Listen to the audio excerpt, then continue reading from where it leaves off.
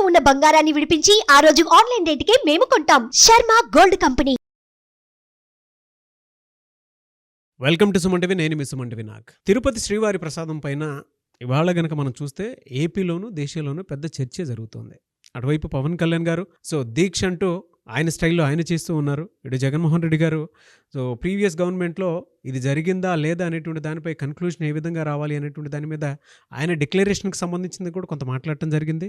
అటు చంద్రబాబు నాయుడు గారు దీని మీద ఏ రకంగా చూసుకున్నా కూడా చట్టపరంగా ముందుకెళ్ళే అవకాశం ఉందని చెప్పేసి చెప్పడంలో ఆయన పాత్ర కూడా ఆయన వరకు గవర్నమెంట్ పాయింట్ ఆఫ్ వ్యూ నుంచి చూసి ముందుకు వెళ్తూ ఉన్నారు. అయితే దేశం మొత్తం ఇవాళ తిరుపతి ప్రసాదం సంబంధించినటువంటి వాటిల్లో మొత్తం కనుక చూస్తే ఏ వైపు చూసుకున్నా కూడా హిందువుల మనోభావాలు దెబ్బతిన్నాయని చెప్పేసి మాట్లాడుకుంటూ ఉన్నారు.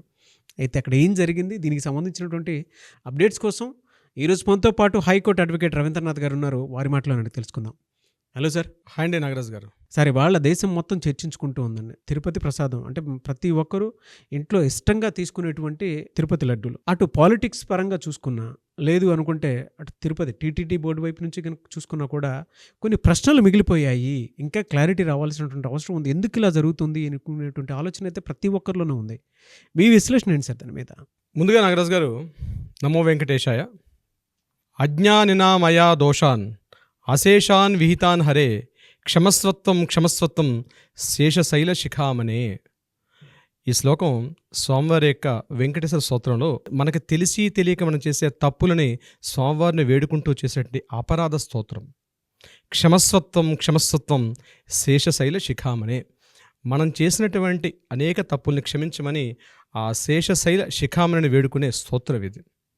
ఎవరు చేశారు, ఎలా చేశారు, ఎందుకు జరిగింది, అసలు తిరుమల లడ్డు వివాదం ఏమిటి, దీనికి వెళ్ళబోయే ముందు ముఖ్యంగా తిరుమలకు సంబంధించి ఈ లడ్డూ ప్రసాదం నేను 2 మాటల్లో మీకు వివరించే ప్రయత్నం చేస్తాను. దాని తర్వాత వివరాల్లోకి వెళ్దాం నాగరాజ్ గారు. ముఖ్యంగా వైష్ణవ ఆలయాలు అంటే తిరుమల సంబంధించినటువంటి ఆలయాల్లో ఈ తీపి ప్రసాదం ఇవ్వడం అనేది ఒక ఆనవాయితీగా అనేక వేల సంవత్సరాల నుంచి ఉంది. అది నిన్నో మొన్న వచ్చినటువంటి ఆచారం కాదు. ముఖ్యంగా ప్రసాదాలకు పెట్టింది పేరు ఏంటంటే తిరుమల క్షేత్రం.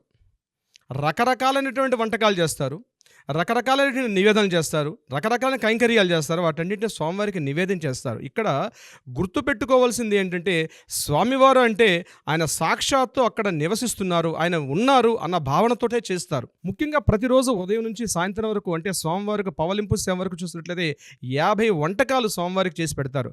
అందులో పులిహోర, దద్దోజనం, కదంబం, తిరుప్పావడ, అదేవిధంగా ఇప్పుడు అన్నటువంటి లడ్డు. చాలామందికి తెలియాల్సిన విషయం ఏంటంటే ఈ వంటకాల యొక్క విశేషం ఏమిటి. దీన్ని ముఖ్యంగా తమిళ్లో తలిహ ప్రసాదం అంటారు. వీటికి అంటే స్వామివారికి నివేదన చేస్తారు. ఇక్కడ చాలామంది గుర్తుపెట్టుకోవాల్సింది స్వామివారి యొక్క గర్భగుడిలో చేసినటువంటి నివేదన వేరు, బయట ప్రజలకు పంచే నివేదన వేరు. అంటే ఎట్లా సార్, తేడా ఉంటుందా? కాదండి. స్వామివారికి ఉదయపు గంట అంటే సుప్రభాత వేళ అయిపోయినటువంటి మొదటి గంటలో స్వామివారికి ఒక నివేదన చేస్తారు. అది లడ్డూ ప్రసాదాన్ని ప్రసాదింపజేస్తారు. ఆ లడ్డూ ప్రసాదం యొక్క స్వామివారికి ఇచ్చిన ప్రసాదం ఏదైతే ఉందో ఆ ఏదైతే ప్రసాదాన్ని మీనింగే అది అంటే స్వామివారు స్వీకరించి మనకి ఇచ్చినది అని అర్థం వస్తుంది సంస్కృతార్థంలో. సో ఆ ప్రసాదాన్ని మొదటి గంటలో స్వామివారికి ఇచ్చినటువంటి ఏదైతే లడ్డు ఉంటుందో దానిని తరువాత చేసినటువంటి ఈ లడ్డూల్లో వాటిని కలిపి వాటిని ప్రసాదంగా తీసుకోవడం అనేది ఒక ఆనవాయితీ. అయితే వైష్ణవాలయాలు ముఖ్యంగా తిరుపతిలో ఒక నియమం ఉంది. దాన్ని రామానుజ కూటం అంటారు. అంటే ఏంటి, స్వామివారికి ఏదైతే నివేదన చేస్తారో, స్వామివారికి ఏదైతే ఆరగింపు చేస్తారో, స్వామివారికి కైంకర్యంలో పాల్పంచుకున్నటువంటి ఎవరైతే ఉంటారో ఇది కేవలం ప్రాకారం లోపలే ఉండాలి అని ఆగమశాస్త్రం యొక్క నియమం. అనేక వేల సంవత్సరాల నుంచి కూడా దాన్ని పోటు అంటారు. ఆ పోటు ఆగ్నేయ మూలలో తిరుమల గర్భగుడిలోకి ప్రవేశించే ముందు మనకు ఆగ్నేయ మూలలో ఉంటుంది. ఈ రామానుజ కూటం అంటారు, లేకపోతే దాన్ని పోటు అంటారు. అంటే స్వామివారి యొక్క వంటలన్నీ కూడా అక్కడ వండే ప్రదేశం. అంటే ప్రాకారం బయట ఎప్పుడు కూడా ఏ వంటలు కూడా వండవు. బయట నుంచి తీసుకెళ్ళినటువంటి ఏ నివేదనలు కూడా స్వామివారికి ఆరగించే విధి విధానాలు లేదనమాట. కేవలం స్వామివారి యొక్క ప్రసాదాన్ని కూడా ఆ ప్రాకారంలో మాత్రమే వండుతారు. ఇది ఫస్ట్ తెలుసుకోవాల్సిందే. అంటే ప్రతి ఒక్కరికి తెలియాలి ఈ విషయాలకు సంబంధించి. కేవలం లడ్డు గురించి మాట్లాడుకోవడం కాదు, దీనికి సంబంధించి నాకు తెలిసిన వివరాలు కొన్ని మీకు అందజేసే ప్రయత్నం చేస్తున్నాను. సో ఈ లడ్డు పరిణామం ఎలా ఉండేది ఇంతకు ముందు అంటే అనేక వేల సంవత్సరాల నుంచి సుమారుగా 1900 అంటే ఇప్పుడు కాదు, ఒక 2000 సంవత్సరాల క్రితం ఈ లడ్డు యొక్క ప్రాశస్త్యం అనేది ఒక నివేదన చేసి భక్తులకు పంచి పెట్టడం అనేది అప్పుడు మొదలైంది. సుమారుగా రమారమి ఒక 2000 సంవత్సరాల నుంచి ఆనవాయితీగా ఉంది. దీన్ని మొదటగా బూందీ ప్రసాదం చేసేవారు. తర్వాత కాలాగమనం కొన్ని మార్పుల తర్వాత దాన్ని ఆ బూందీని దగ్గరగా చుట్టి దాన్ని ఒక లడ్డుగా చేసి ఆ లడ్డు ఇవ్వడం ప్రసాదంగా మొదలుపెట్టారు. బూందీ అంటే ఏంటి? బూందీ అంటారు హిందీలో. అంటే చిన్న చిన్న శనగపిండి తాలూకా ఇవి దాన్ని తీపి ద్రావకంలో వేసి పంచదార పాకంలో వేసి ఒక నివేదన చేసి స్వామివారికి ఇవ్వడం ఆనవాయితీ బూందీ. ఈ తీపి బూందీ కాలగమనంలో ఏమైందంటే ఒక లడ్డుగా తయారైంది. ఈ లడ్డూని ఇవ్వడం మొదలుపెట్టారు. ఈ లడ్డు కన్నా ముందే ఉండేది చక్కెర పొంగలి ఉండేది. దాన్ని శర్కర అంటారు సంస్కృతిలో. శర్కర పొంగలి అంటారు. ఆ శర్కర పోయి చక్కెర అయింది. ఆ చక్కెర పొంగలి నివేదన చేస్తారు. సో ఇప్పుడు లడ్డూ ప్రసాదం అనేది అయింది.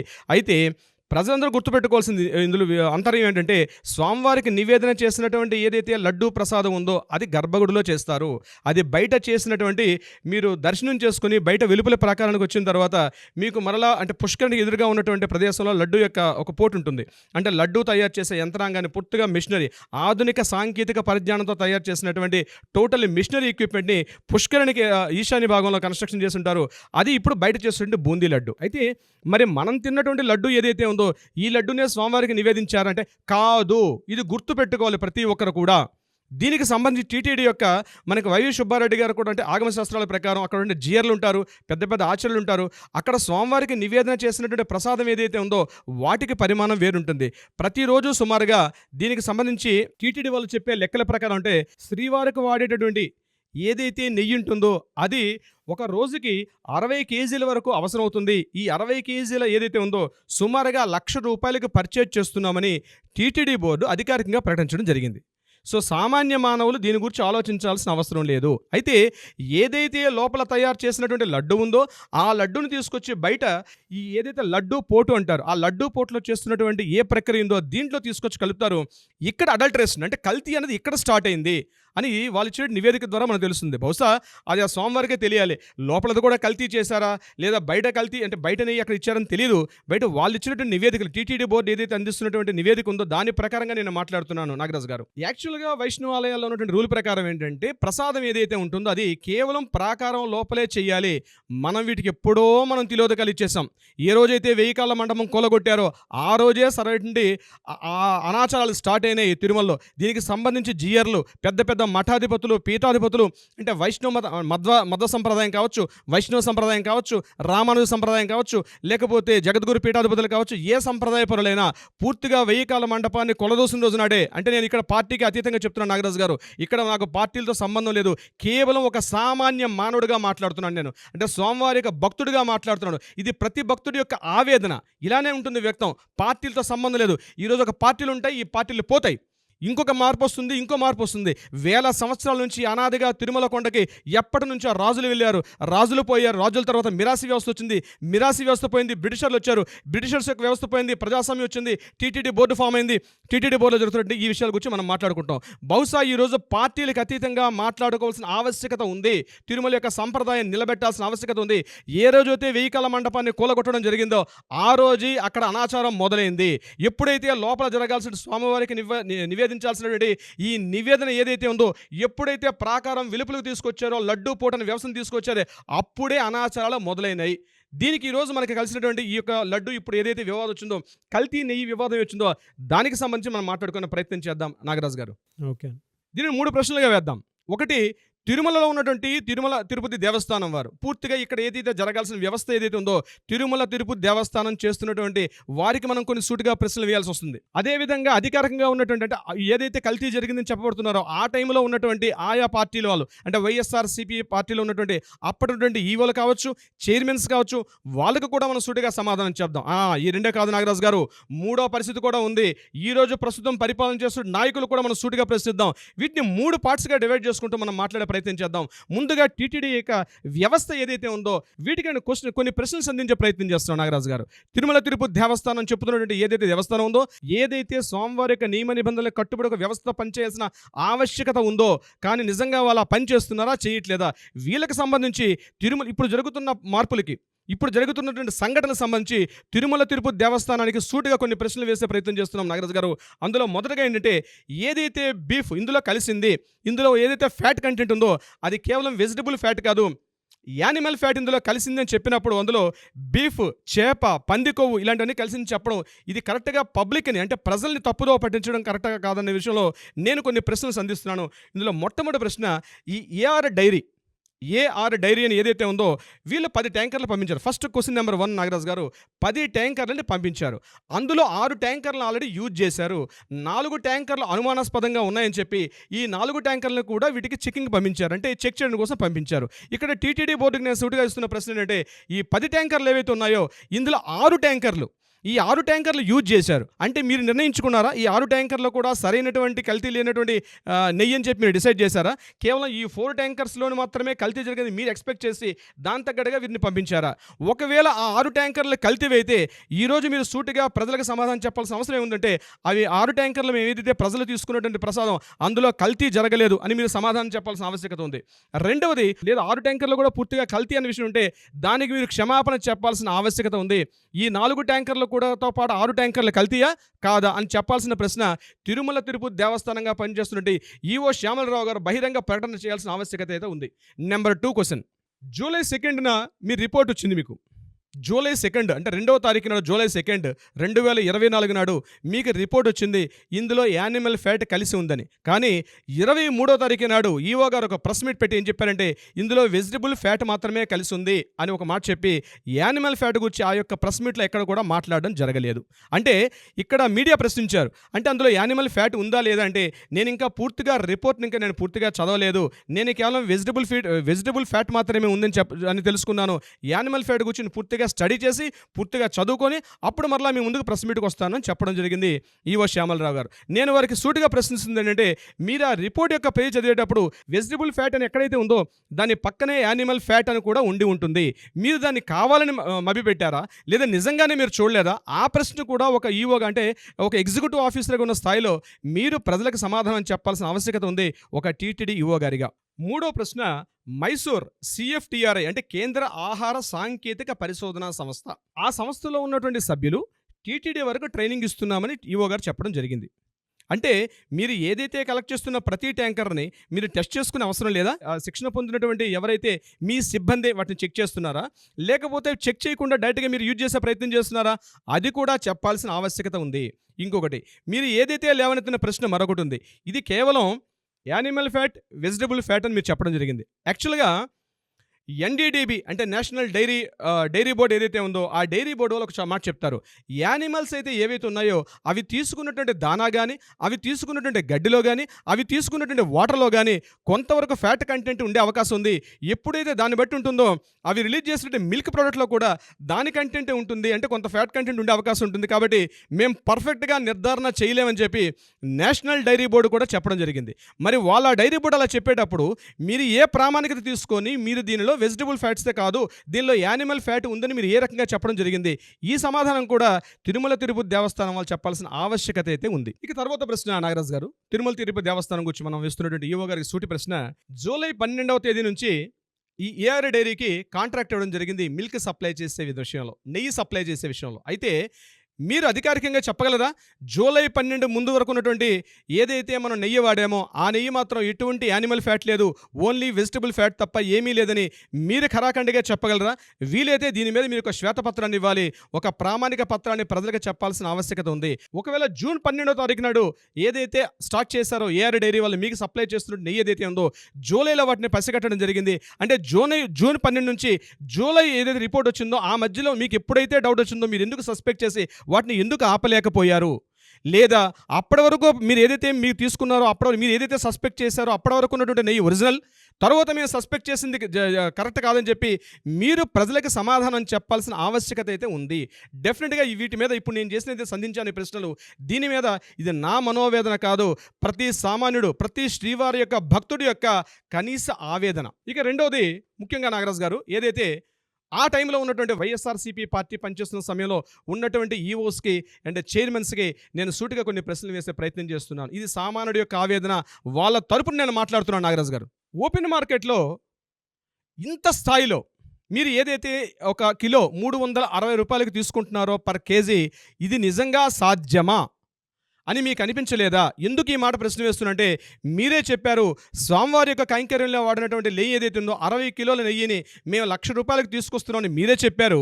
మరి అంత కాస్ట్ ఉన్నటువంటి నెయ్యి స్వామివారి యొక్క కైంకర్యంలో వాడుతున్నటువంటి, స్వామివారి యొక్క నివేదనలో వాడుతున్నటువంటి ఏదైతే నెయ్యి ఆ స్థాయిలో ఉండేటప్పుడు, మీరు సామాన్యులకు తయారు చేసే లడ్డూల్లో అంటే భక్తులకి మీరు వితరణ చేసే వాటిలో ఉన్నటువంటి లడ్డూల యొక్క స్థాయి మీరు ₹320 లేదా ₹360 వస్తుందని మీరు ఏ ప్రామాణికతో వాళ్ళకి ఆర్డర్ ఇవ్వడం జరిగింది? అది కూడా చెప్పాల్సిన ఆవశ్యకత ఆ కాలంలో పనిచేస్తున్న వైఎస్ఆర్సీపీ అధికారంలో ఉన్నప్పుడు పనిచేస్తున్న ఈఓస్ కానీ చైర్మన్లు కానీ చెప్పాల్సిన అవసరం ఉంది. అంటే మీకు తెలియదనా, లేక తెలిసే మీరు మసిపూసి మారేడికాయ చేశారా? అది కూడా పార్టీ వర్గీయులటువంటి ఆ కాలంలో పనిచేస్తున్నటువంటి చైర్మన్ గారు కావచ్చు, ఈఓ గారు కావచ్చు. నేను కొన్ని సూటి ప్రశ్నలు వేస్తున్నాను ఈ వేదిక ద్వారా. దీనితో పాటు ఆహారంలో నాణ్యతా ప్రమాణాలను కొలిచే ఆ యొక్క సైంటిస్టుని మనం కొన్ని ప్రశ్నలు చేసే అంటే వాళ్ళతో కూడా మనం మాట్లాడడం జరిగింది. వాళ్ళు ఏం చెప్పారంటే ఎగ్జాక్ట్లీ వీటిని డివైడ్ చేసే అవకాశం చాలా తక్కువ. వెజిటబుల్ ఫ్యాట్ కంటెంట్ ఉందా, యానిమల్ ఫ్యాట్ కంటెంట్ ఉందా, ఏదేది ఎంత స్థాయి ఉందని చెప్పడం చాలా కష్టం అని సూటిగా వాళ్ళు కూడా చెప్పడం జరిగింది. దీన్ని ప్రామాణికంగా తీసుకొని మనం మాట్లాడుకుంటే నాగరాజు గారు, ముఖ్యంగా ఆవు పాలల్లో ఎగ్జాక్ట్లీ ఎన్డీడీబీ వాళ్ళు చెప్పినటువంటి రూల్స్ ప్రకారం, అందులో నాణ్యతా ప్రమాణాల ప్రకారం ఆవు పాలల్లో కొవ్వు 4% ఉంటుంది. డైలీ సుమారుగా 15 లక్షల టన్నుల నెయ్యి కావాలి తిరుమల తిరుపతి దేవస్థానానికి. అక్కడ పనిచేసినటువంటి లడ్డు అయితేనేమి, విధి విధానం కొన్ని రకాల వంటకాల్లో వాడడానికి కోసం నెయ్యి సుమారుగా ప్రతిరోజు 15 లక్షల టన్నుల నెయ్యి కావాలి. అంటే వీటిని 15 లక్షల టన్నులు కావాలంటే ఇన్ని ఆవులతో కలెక్ట్ చేయాలి. సుమారుగా 6 లక్షల పైబడి లీటర్లు అవసరం అవుతుంది ఈ యొక్క నెయ్యిని కలెక్ట్ చేయడం కోసం అని చెప్పి. మరి అంత సామర్థ్యం ఉన్నటువంటి డైరీ ఉన్నట్టుగా మీరు కన్ఫర్మ్ చేసుకున్నారా? మీకు తెలుసు కదా లెక్కలు. మీరు ఆల్రెడీ టీటీడీకి ఒక ఎస్వి స్పెషల్ డైరీ ఫామే ఉంది కాబట్టి ఆల్రెడీ కొన్ని దశాబ్దాలుగా పనిచేస్తున్న ఎంతోమంది సైంటిస్టులు మీతో పాటు ఉన్నారు. మీరు అధికార లెక్కలు వేసుకోకుండా ఈ సామర్థ్యం ఉన్నటువంటి ఏఆర్ డైరీకి అంత సామర్థ్యం ఉందా లేదని మీరు ఏమైనా కన్ఫర్మేషన్ ఎలా చేసుకున్నారు? అంటే టెండర్లు పిలిచేటప్పుడు మీరు యొక్క ప్రామాణికత పాటించారా లేదా అన్నది చెప్పడం ఆ సమయంలో పనిచేస్తున్న ఈవోలు కానీ చైర్మన్లు కానీ సమాధానం చెప్పాల్సిన అవసరం అయితే ఉంది. నెక్స్ట్ క్వశ్చన్, టెండర్లలో ప్రతిరోజు 4 లక్షల మిల్క్ని ప్రాసెస్ చేసే సామర్థ్యం కెపాసిటీ ఉన్నటువంటి ఒక డైరీ ఫామ్ వాళ్ళ దగ్గర ఉండాలి. అంటే మీరు టెండర్స్ రిలీజ్ చేసినప్పుడు మీరు కొన్ని స్టాండర్డ్స్ పెట్టుకున్నారు. ఆ స్టాండర్డ్స్ ప్రకారం డైరీలో సుమారుగా ప్రతిరోజు 4 లక్షల మిల్క్ని ప్రాసెస్ చేసే కెపాసిటీ ఉన్నటువంటి ఆ ఎక్విప్మెంట్స్, ఇన్స్ట్రుమెంట్స్ ఉండాలి. ఎగ్జాక్ట్లీ ఉన్నాయి. అటువంటి ఉన్నట్టుగా మీకు ఏఆర్ డైరీ ఫామ్కి మీరు ఏదైతే కాంట్రాక్ట్ ఇచ్చారో వాళ్ళకి నిజంగా అంత కెపాసిటీ ఉందని మీరు కన్ఫర్మ్ చేశారా? దాంతోపాటు యాక్చువల్గా ముందుగా నిర్ణయించిన రూల్ ప్రకారం ఏదైతే ప్రామాణికత ఒక్కటే కాదు, అంత కాకుండా ఏదైతే కెపాసిటీ ఉందో ఆ కెపాసిటీ అంటే మార్కెట్ సామర్థ్యానికి మించి 8 టన్నుల అంటే 8 ఇంతలు ఏదైతే అనుకుంటున్నామో మనం ప్రతిరోజు 4 లక్షల టన్నుల మిల్క్ని ప్రాసెస్ చేసే కెపాసిటీ ఒకటే కాదు, దానికి మోర్ దెన్ 8 టైమ్స్ ఉన్నటువంటి ఈక్విప్మెంట్ ఉంటేనే వాళ్ళకి ఇవ్వాలని టెండర్లలో యొక్క ఫామ్స్లో ప్రొసీడింగ్స్ ప్రకారం ఈ ప్రొక్యూర్మెంట్ చేసేటప్పుడు ఒక ఫార్మాలిటీ ఉంది. దాన్ని మీరు నిబంధనలు పాటించారా, పాటించలేదా? అది కూడా చైర్మన్స్ ఈరోజు చెప్పాల్సిన అవసరం ఉంది. ప్రధానంగా మరొక పాయింట్ నాగరాజు గారు, ఏదైతే మినిమం వాళ్ళ యొక్క టర్న్ ఓవరు 250 కోట్ల రూపాయల సామర్థ్యం ఉన్నటువంటి డైరీ ఫామ్కే ఇవ్వాలని చెప్పి నిబంధనలు ఉండేటప్పుడు మీరు అంటే ఈఓస్గా పనిచేస్తున్న ఆ సమయంలో ఈఓస్గా పనిచేస్తున్న వాళ్ళు 250 కోట్ల రూపాయల కెపాసిటీ నుంచి 150 కోట్ల రూపాయలకి ఎందుకు తగ్గించాల్సిన అవసరం వచ్చింది? అంటే ఏ పారామీటర్స్ తీసుకొని మీరు ఆ యొక్క డెఫినేషన్ మీరు తగ్గించారు? 150 కోట్లు ఉంటే చాలా టర్న్ ఓవర్, డెఫినెట్గా వాళ్ళకి టెండర్లు పిలిచే అవకాశాన్ని మీరు ఏ ప్రామాణికత ఇవ్వడం జరిగింది? ఇందులో భాగంగా నాగరాజు గారు, మనం తిరుమల తిరుపతి దేవస్థానానికి సూటిగా ప్రశ్నించాం. ఆ కాలంలో పనిచేసినటువంటి వైఎస్ఆర్సీపీలో పనిచేసినటువంటి ఈఓస్ కానీ చైర్మన్స్ కానీ వాళ్ళకు కూడా మనం ఒక సూటి ప్రశ్నలు వేసాం. ప్రస్తుత పాలనలో ఉన్నటువంటి తెలుగుదేశం పార్టీలు ఏదైతే ఇప్పుడున్నటువంటి ఈఓస్ కానీ ఇప్పుడున్నటువంటి చైర్మన్స్ కానీ ఇప్పుడు ప్రభుత్వ యంత్రాంగంలో ఉన్నటువంటి పాలకులకు కూడా మనం సూటిగా అంటే సామాన్యుడి యొక్క ఆవేదన నేను వాళ్ళ వాయిస్ ద్వారా నేను చెప్పించే ప్రయత్నం చేస్తున్నాను నాగరాజు గారు. ఇందులో నెంబర్ 1 క్వశ్చన్ ఏంటంటే చాలా విచిత్రమైనటువంటి ప్రశ్న నాగరాజు గారు. రిపోర్ట్ మనకి జూలై 23 వచ్చింది. జూలై 23 రిపోర్ట్ వస్తే జూలై, ఆగస్ట్, సెప్టెంబర్ 2 months తర్వాత సెప్టెంబర్ 18న సీఎం గారు తన యొక్క ఆఫీస్లో కూర్చొని మాట్లాడడం జరిగింది. దీనికి సంబంధించి ఏమని మాట్లాడారు? ఇక్కడ తిరుమల తిరుపతి దేవస్థానంలో నెయ్యి కల్తీ జరిగిందని ఎక్కడ మాట్లాడారు? తన పార్టీ ఆఫీస్లో మాట్లాడడం జరిగింది ప్రెస్ మీట్లో.